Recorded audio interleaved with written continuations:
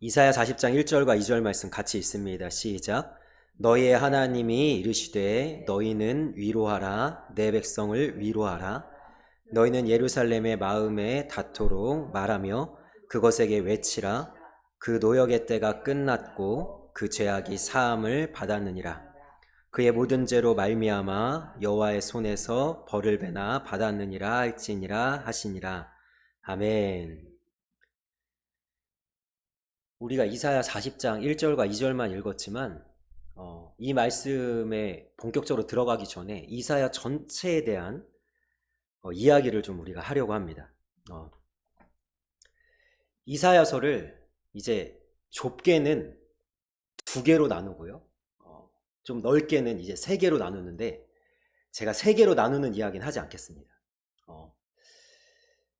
이사야서를 이렇게 이야기하는 사람들이 많습니다. 어떻게 이야기하냐면 구약의 그 이사야가 성경 전체의 축소판이라고 이야기하는 경우가 많습니다. 무슨 얘기냐면 너무나도 신기하게 이사야가 총 66장으로 되어 있거든요.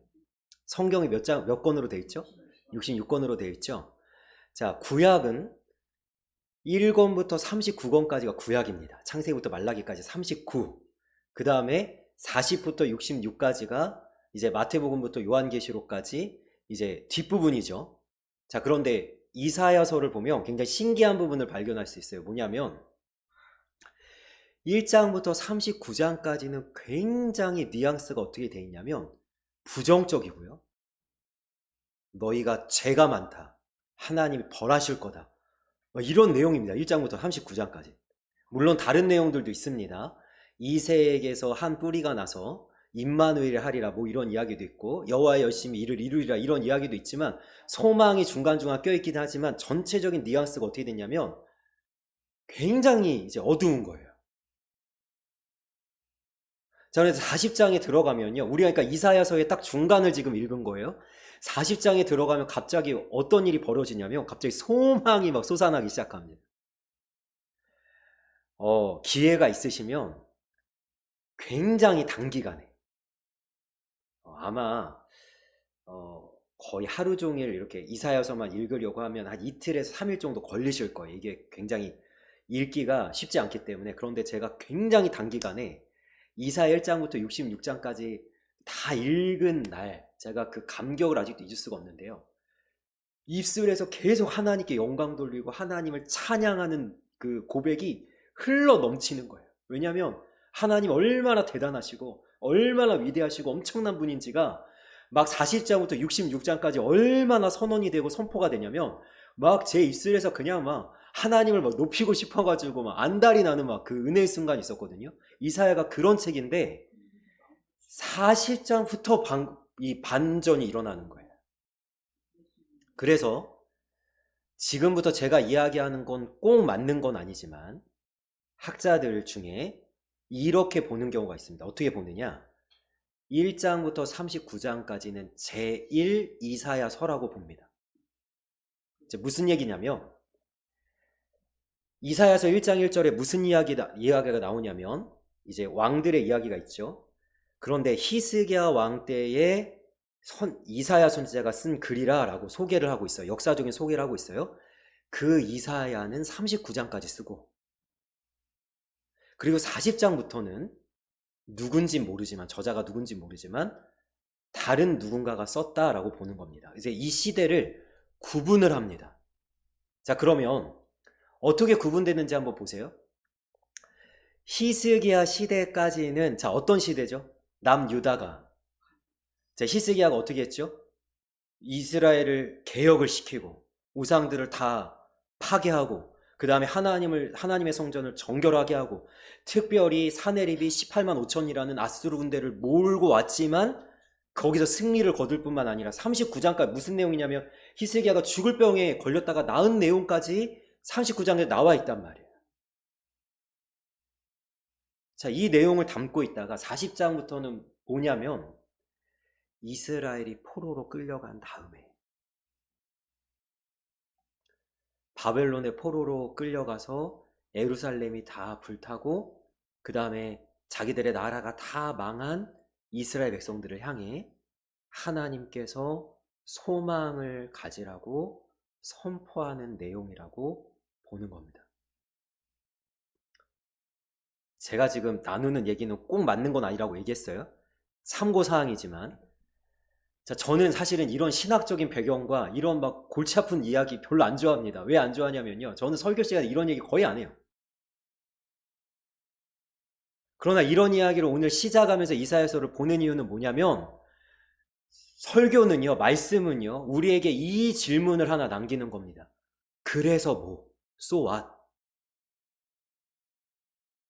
히스기야 시대 때에 너희들이 죄악으로 심판받을 거다. 하나님께서 너희 나라를 망하게 하시라는 내용이 1장부터 39장에 있었고, 있었고.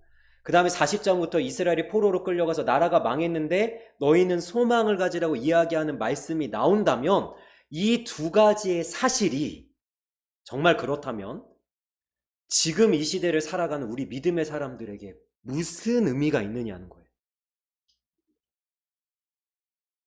하나님이 그렇게 하신 이유가 뭐냐는 거예요. 여기에 담겨진 하나님의 마음, 하나님의 뜻은 과연 무엇인가? 저는 이렇게 이야기하고 싶습니다. 그럼 히스기야 왕의 시대에는요, 오히려 어떤 말씀이 선포돼야 되냐면 이런 말씀이 선포돼야 돼요. 소망을 가져라. 하나님이 너희와 함께 하신다. 하나님이 지금도 너희와 역사하신다. 하나님이 너희들을 절대로 망하게 하지 않으신다. 이런 내용이 선포돼야 되거든요. 근데 히스기야 왕 시대에 오히려 무슨 말씀을 선포했다고? 이사야가 너희들 망할 거야. 자, 그리고 이스라엘이 나라가 망해서 포로로 끌려갔을 때 무슨 말씀이 선포돼야 돼요? 원래 너희들 끝났어. 너희들 하나님한테 심판받은 거야. 너희들한테 무슨 소망이 있을 것 같아?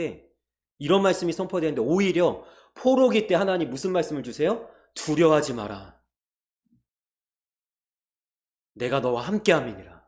지렁이 같은 너 야곱아, 내가 너를 택하여 지명하여 불렀나니 너는 내 것이라. 나의 의로운 오른손으로 너를 붙들리라. 참으로 너를 도와주리라. 이런 말씀이 선포된단 말이죠. 그러니까 저는 이 두 가지를 가지고 단 한 문장으로 말씀드리고 싶습니다. 우리의 소망은요, 환경에서 생겨나지 않는다는 거예요.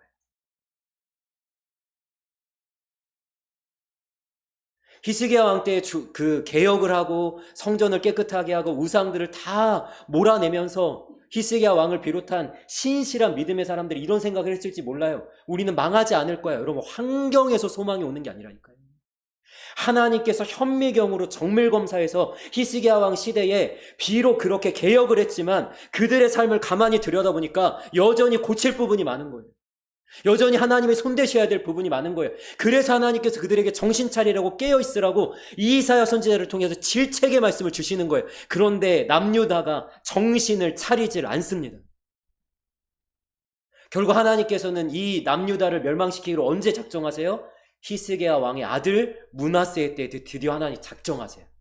요시야라는 종교개혁을 더 크게 일으킨 왕이 나타났음에도 불구하고 하나님은 그 뜻을 굽히지 않습니다. 환경에 소망이 있는 게 아니에요. 마찬가지입니다. 이스라엘이 포로로 끌려갔을지라도 이들에게 여전히 소망이 있음은 환경에 소망을 두는 것이 아니라 뭐에 소망을 두는 거예요? 우리는 하나님의 말씀에 소망을 두는 거예요. 오늘 1절과 2절 말씀 보십시오. 그 배경을 놓고 보면 이 말씀이 너무나 와닿으실 거예요. 포로로 끌려간 이스라엘 백성들, 성전이 다 무너져 내린 이스라엘 백성들을 향해 하나님 이렇게 말씀하세요. 너희의 하나님이 이르시되 너희는 위로하라. 내 백성을 위로하라. 너희는 예루살렘의 마음에 닿도록. 여러분, 예루살렘이 없습니다. 성전이 없습니다. 다 끝났습니다. 망했습니다. 그런데 하나님께서 이스라엘의 심장, 그들의 마음과 중심에 닿도록 말하라는 거예요. 외치라는 거예요. 뭐라고 외치라고요? 그 노역의 때가 끝났고 그 죄악이 사함을 받았느니라. 하나님이 너희를 회복시키실 거다. 너희들이 이 포로에서 다시 돌아가게 하실 거다. 너희들이 나라를 다시 되찾고 성전을 다시 재건하고 너희들이 하나님의 백성이라 다시금 일컬음을 받을 것이다. 일어나라 주의 백성들아, 일어나 빛을 발하라. 오히려 저는 이 말씀을 나누면서 우리 성도님들에게 질문하고 싶습니다. 우리의 소망을 어디에 두고 계십니까?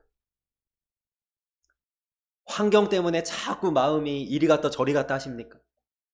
어떤 상황이 벌어져가지고 막 호들갑을 하면서 발버둥 치면서 막 발을 동동 구르면서 막 어찌할 바를 몰라서 불안해하시고 두려워하십니까? 여러분, 우리의 소망은 환경이 있지 않다니까요. 잘 나간다고 하나님 보실 때도 잘 나가는 게 아니고요. 지금 잘 되는 거구나, 잘하는 거구나 할 때도 하나님 보실 때 그렇지 않을 수 있다는 거예요. 마찬가지입니다. 우리는 안 되는구나, 이러다가 진짜 끝나는구나, 야 망하는구나 할 때에 하나님 보실 때는 그게 아닐 수 있다는 거예요. 하나님은 우리에게 소망을 주고 싶어 하십니다. 그런데 그 소망을 어떻게 주고 싶어 하시냐면 하나님의 말씀으로 주고 싶어 하시는 거예요. 우리는 하나님이 다른 방법으로 일하기를 원해요. 하나님, 환경을 바꿔서 소망을 주십시오. 상황을 반전시켜서 소망을 주십시오. 하나님, 나에게 좀 물질적인 풍성함을 주셔서 소망을 주십시오. 우리는 이야기할지 몰라도 하나님은 뭐라고 말씀하시냐면 너의 소망은 살아계신 하나님께 두어라라고 말씀하시는 거예요. 우리의 소망은 하나님한테 있는 거예요. 여러분, 이스라엘이 아무리 잘 나가고 부강해도 하나님이 떠나시면 이스라엘은 아무것도 아닙니다. 성도들의 능력은 어디에서 온다고 했죠, 제가? 하나님과의 관계에서 옵니다. 이스라엘이 나라가 망했어도 하나님이 함께 하시면 소망이 있는 거예요. 그 말씀하는 거예요. 우리의 소망을 어디에 두는가? 여전히 우리가 소망할 수 있는 이유.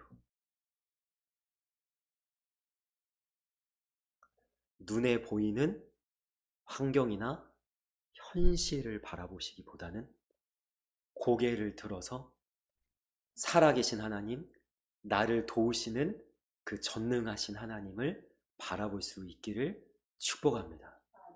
눈을 들어 주를 보라. 시편 121편 이렇게 시작하죠. 내가 산을 향하여 눈을 들리라. 나의 도움이 어디서 올꼬? 나의 도움은 천지를 지으신 여호와께로 서이다. 그럼 우리의 소망은 어디에 있다고요? 하나님에게 있고, 우리의 소망은 살아있는 하나님의 말씀에 있습니다.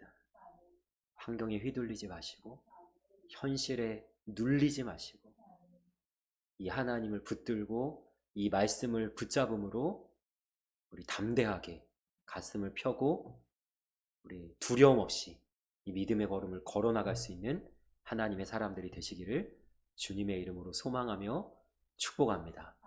아멘.